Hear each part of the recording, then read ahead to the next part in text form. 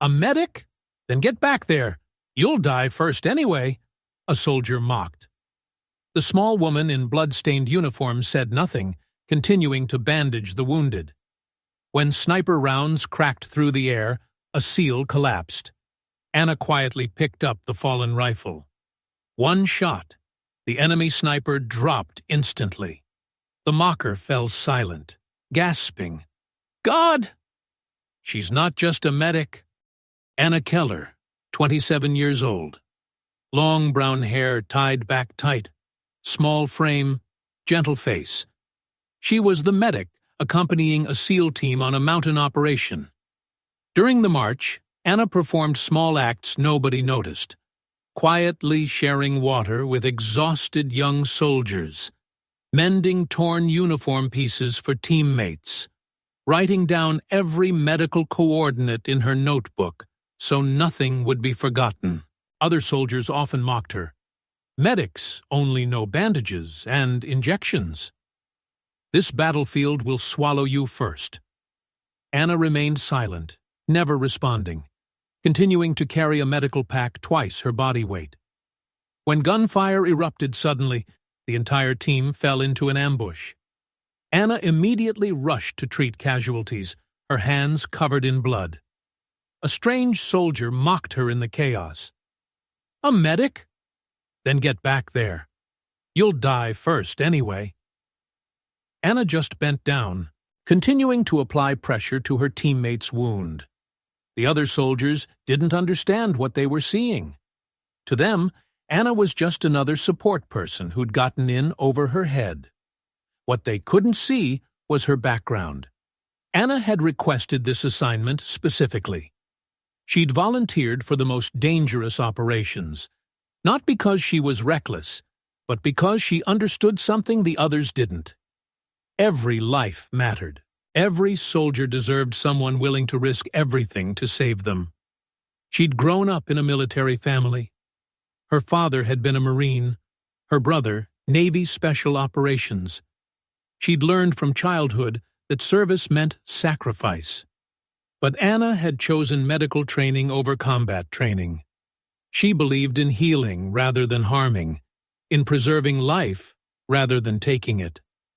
That didn't mean she was unprepared for violence. It meant she preferred alternatives to violence whenever possible. The medical pack she carried wasn't just filled with bandages and morphine. It contained advanced trauma equipment that could save lives in conditions where evacuation wasn't possible. Anna had trained extensively in battlefield medicine, but she'd also learned other skills. Skills she hoped never to use, but skills that might be necessary if medical treatment wasn't enough to keep her teammates alive. Her small frame was deceptive. She was stronger than she looked, faster than anyone expected, and more capable than her gentle demeanor suggested. But the soldiers saw what they wanted to see. A liability who needed protection instead of an asset who could provide it. They'd whisper, "She's too small for this work. She'll panic when the shooting starts," others predicted. Anna heard their comments but never responded. She just continued doing her job with quiet competence. A young soldier would later recall, "I saw her small and covered in blood, but her hands kept pressure on wounds without ever letting go, even with bullets flying around us." Anna Keller wasn't just trying to keep her teammates alive through medical treatment. She was prepared to keep them alive by any means necessary. The battle intensified, enemy fire overwhelming their position, casualties mounting rapidly. A sniper's bullet whistled past, dropping a SEAL directly in front of Anna. The rifle clattered to the ground near her feet. She looked up, her eyes completely changed. No longer a trembling medic, but the focused gaze of someone with training. Anna grabbed the weapon, dropping prone, pulling the stock tight against her shoulder. A soldier beside her shouted, "What are you doing?" "Put that down." Anna remained silent, eye pressed to the scope, scanning for the muzzle flash on the distant ridge. She breathed deeply, finger finding the trigger. One shot. In the distance, the enemy sniper dropped instantly. No time to scream. Everyone held their breath, staring at Anna in shock. The soldier who'd mocked her gasped, "God, she's not just a medic." Anna didn't respond, immediately returning to the wounded soldier, her blood-covered hands resuming medical work as if she'd never touched the rifle. But the transformation had been witnessed by everyone. The quiet medic had just eliminated a threat that none of the combat specialists had been able to neutralize. The shot hadn't been lucky. It had been precise, professional, calculated. Anna's positioning had been textbook perfect. Her breathing control had shown advanced training. Her target acquisition had been faster than most of the team's designated marksmen. "Where did she learn to shoot like that?" the SEAL commander asked quietly. But Anna was already back to medical work, checking vitals, administering pain medication, coordinating casualty evacuation. The team dynamics shifted immediately. The woman they'd dismissed as a liability had just proven to be their most effective asset. Other soldiers began moving differently around Anna, not to protect her, but to support her work. They understood now that she wasn't the weak link in their chain. She was the strongest link. The enemy position had been neutralized by someone they'd assumed couldn't handle combat pressure. Their assumptions had been completely wrong. Anna continued her medical duties with the same calm competence she'd shown when firing the rifle. No adrenaline rush, no celebration, no need for recognition. She'd done what was necessary to keep her teammates alive. That was her mission, whether it required medical treatment or marksmanship. The soldiers watched her work with new respect. This wasn't someone who'd gotten lucky with a difficult shot. This was someone with advanced training who'd chosen to serve as a medic rather than a sniper. "How long have you been hiding that skill?" one SEAL asked. Anna's response was simple. "I use whatever tools are necessary to keep people alive." But there was more to the story. The precision of her shot, the speed of her target acquisition, the professional way she'd handled the weapon. These suggested extensive training. Military training, special operations training. Anna had been something else before she became a medic. Something she wasn't talking about. The team began reassessing everything they thought they knew about their quiet medical support. A SEAL would later remember, "That moment, I forgot she was a medic. I just saw a sniper, and her shot saved the entire team." The battle continued, but with different dynamics. Anna remained focused on medical duties, but everyone knew she was capable of much more. She'd proven that the person you underestimate might be exactly the person who saves your life. The question now wasn't whether Anna could handle combat. The question was, what other capabilities was she hiding behind her medical training? After the enemy sniper was eliminated, the SEAL team regained tactical advantage. Enemy forces lost coordination without their overwatch position. Their fire became less effective. The SEAL commander roared, "Push forward!" The entire team counterattacked. Anna crawled back to the casualty collection point, continuing first aid, starting IV lines. Her teammates looked at her with completely different eyes, quietly providing cover so she could work. The soldier who'd mocked her sat down heavily, unable to look directly at her. After the battle, as dawn broke, the commander approached quietly. "Who taught you to shoot like that?" Anna wiped blood from her hands, replying softly, "I once made a promise to keep teammates alive by any means necessary." Word spread through the unit. Medic Keller had special training, but nobody knew the details. A young SEAL whispered to his partner, "I thought she only knew bandages." But one shot last night saved the entire team. No explanation was needed. Only the truth in the eyes of those who'd survived. But the commander needed to know more. After the team returned to base, he requested Anna's complete service record. What he found was mostly classified. Redacted pages, blocked information, access levels he didn't have clearance for. The few details available were telling: advanced weapons training, special operations support, psychological evaluation scores that indicated exceptional performance under stress. Anna hadn't been assigned to his team randomly. She'd been selected specifically because of capabilities he hadn't been told about. During a private conversation, the commander pressed for answers. "Anna, your file is mostly black ink. What aren't you telling me?" Anna continued cleaning her medical equipment. "Does it matter?" Everyone came home alive. "It matters because what I saw last night was professional-grade marksmanship. That wasn't basic military training." Anna finally looked up. "Some training stays with you whether you use it or not." The truth emerged gradually. Anna had been part of a classified program that trained medical personnel in advanced combat skills. The reasoning was simple. Medics in special operations often found themselves in situations where medical treatment wasn't enough. Sometimes keeping soldiers alive required eliminating threats to wounded personnel.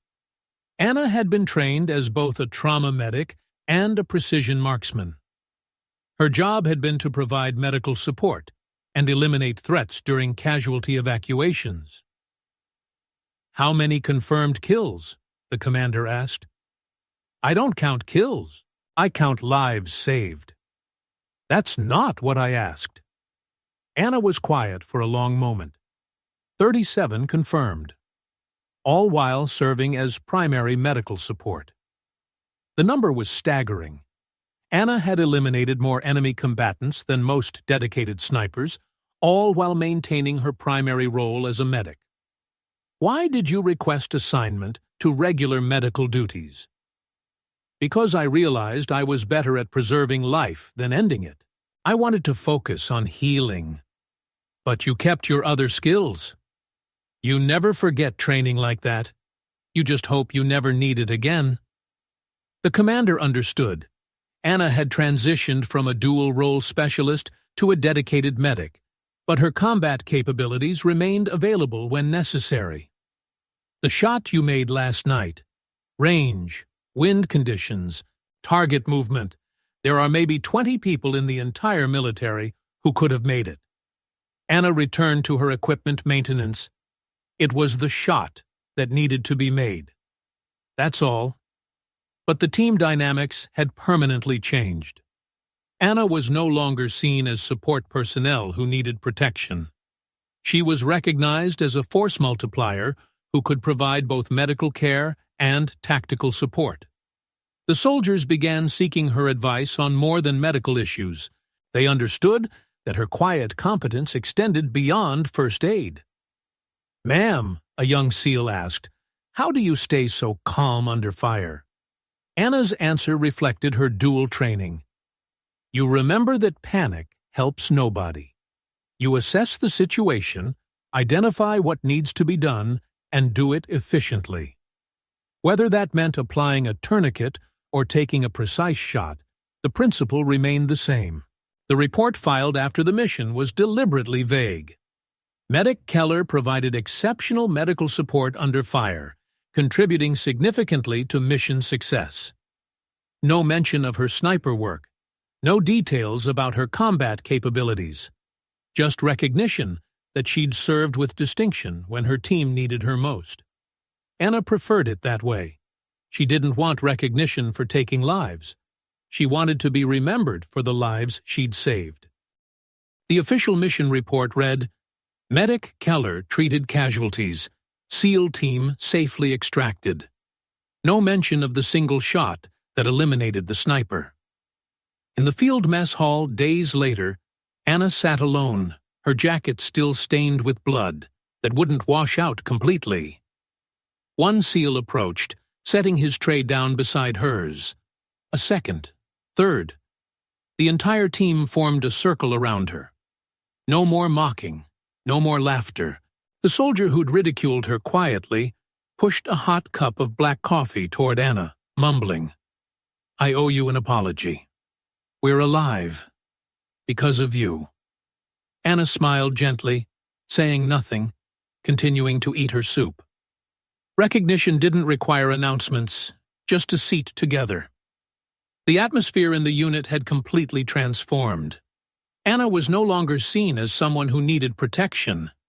She was recognized as someone who provided it.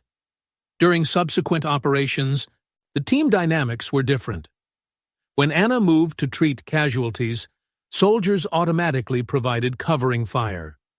Not because she was vulnerable, but because they understood her value. "Doc's working" became the signal for enhanced protective positioning. Anna continued focusing primarily on medical duties, but everyone knew she was capable of more. The knowledge provided comfort rather than concern. "Having Anna with us is like having insurance," one SEAL explained to new team members. "She'll patch you up if you get hit, but she'll also eliminate whoever hit you."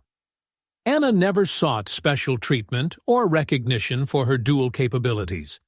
She just wanted to do whatever was necessary to bring everyone home safely. Young medics at the base began seeking her mentorship, not knowing about her combat background, but recognizing her exceptional competence under pressure. "How do you handle stress during emergencies?" they'd ask. "You focus on what you can control and execute perfectly," Anna would reply. "Everything else is just noise." The lesson applied whether she was treating trauma wounds or taking precision shots. Her small notebook, previously filled only with medical notes, now contained additional entries: weather conditions, wind patterns, ballistic calculations. Just in case. Anna had found her perfect role, primarily a healer, but ready to be a warrior when healing wasn't enough. The team had learned an important lesson about assumptions and hidden capabilities. The quiet person providing medical support might be exactly the expert you need when everything goes wrong. Anna continued her quiet service, sharing water, mending uniforms, saving lives through medicine. But now everyone understood that she could save lives through other means as well, if necessary.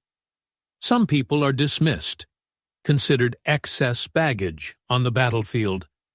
But in life-or-death moments, they're the ones who stand up and preserve life for the entire team. Anna Keller was just a medic, but one shot saved the entire unit. Justice doesn't lie in reports, but in the choked acknowledgement of teammates.